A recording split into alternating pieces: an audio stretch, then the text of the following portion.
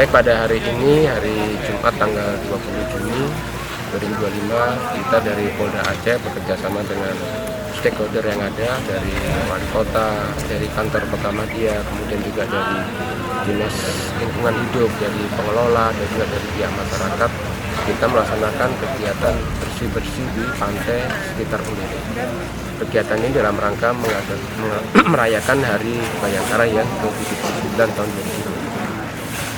Jadi dalam kegiatan ini tujuan kita adalah memberikan stimulan atau memberikan edukasi kepada pihak pengelola, pada pihak masyarakat, bahwa kebersihan itu adalah tanggung jawab kita semua. Jadi bagaimana dengan lingkungan ini menjadi bersih, kemudian dari masyarakat juga datang merasa nyaman, dan juga dari pemerintah juga akan bisa meningkatkan PAD di wilayah tersebut.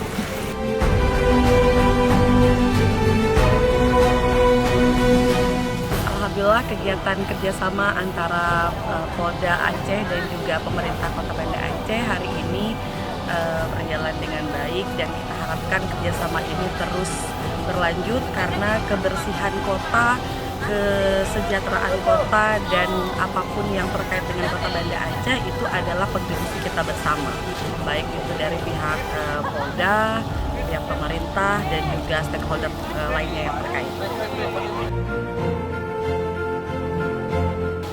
Baik, alhamdulillah hari ini kita gotong royong membersihkan tempat destinasi wisata di kawasan Ulele, dan ini bentuk dukungan dari Polda Aceh ya dalam rangka Hari Bayangkara, dan kami sangat berapresiasi, berterima kasih bahwa Polda Aceh sudah memberikan atensi untuk mendukung bagaimana tempat-tempat wisata menjadi bersih, menjadi indah, menjadi rapi, dan itu akan meningkatkan kunjungan wisatawan dan juga peningkatan ekonomi masyarakat.